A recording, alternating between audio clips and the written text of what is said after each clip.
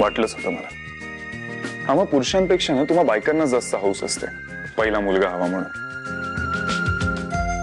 पण ते काय नाही, मला तर बाबा पहिली मुलगी हवी माझ्या आनंदीसारखी.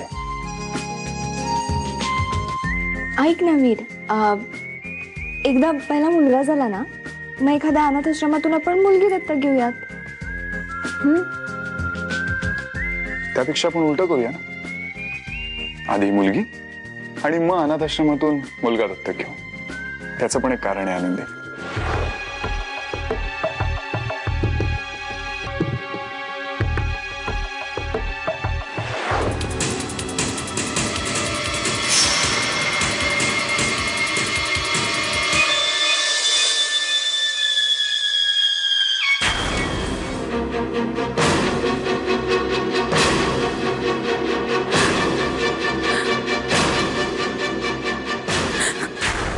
आपण खूप मोठं पाप केलंय. नारायणी, तुझ्या नवऱ्याने तुला हातही लावलेला नाही आणि आपलं दोघांचं एकमेकांवर प्रेम आहे, त्यामुळे पाप काहीच नाही. माझ्या डोळ्यात तुला पाप दिसतं का?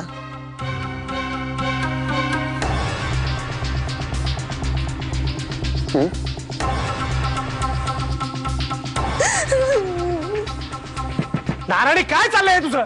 दार उघड पटकन. काय करून बसले मी? आता मम्माला काय उत्तर देऊ मी? काय झालं? दार उघडला? नाही उघडलं. नाही उघडलं म्हणजे तू तिला सांगितलं का नाहीस की मी तिच्यावर चिडले नाहीये, मी तिला काही बोलणार नाही, समजावायचं असतं का? मी एकदा दार वाजून परत आलेलो नाहीये. दार वाजून वाजून दमलोय मी आता. ती काही बोलली का तुझ्याशी? एक शब्द बोलली फक्त, लिव मी अलोन. आता ह्याच्यावरती मी काय बोलणार होतो तिच्याशी? हातापाया पडायचं रे, हात जोडायचं तिच्या समोर, काही करायचं, तिला बाहेर आणायचं. सगळे प्रकार करून झाले पण नाही उघडत आहे ती दार. किती आदळआपट केली माहिती मी. आदळआपट केलीस? मग काय करणार होतो? अक्कल आहे का? आदळआपट म्हणजे तू गावभर दवंडी पिटवलीस. जे लोकांना कळू नये ज्याची खबरदारी घेत होते मी, बरोबर तेच केलं. तुला अक्कल कशी नाही नागराज?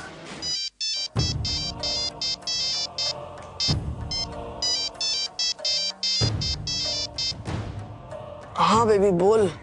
स्वीटहार्ट, मला खूप बोर झालंय ग आणि पैसेही संपलेत माझ्याकडचे.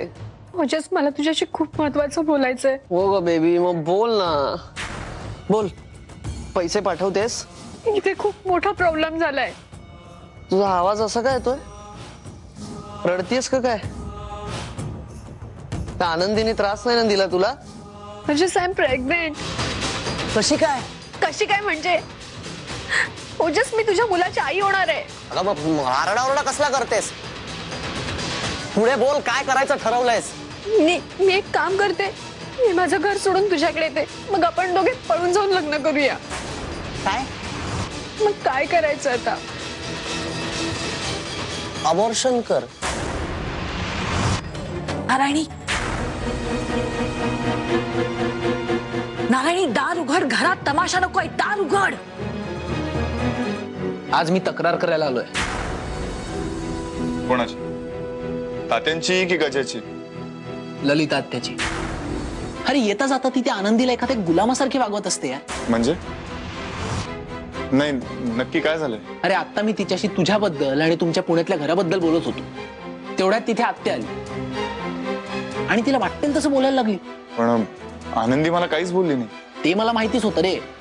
अरे म्हणून तर मी हे सगळं तुला सांगायला आलोय ना. ठीक आहे, चल आपण लगेच जाऊन बोलू आईशी. अरे नाही, आपण नको. तू एकटाच जा. नाही कसं आहे, माझ्या समोर किंवा माझ्या सांगण्यावरून तू हे सगळं बोललास हे जर आत्याला कळलं ना तर ती अजून चिडेल. पण आज मला आईशी जरा वरच्या स्वरात बोलावंच लागणार.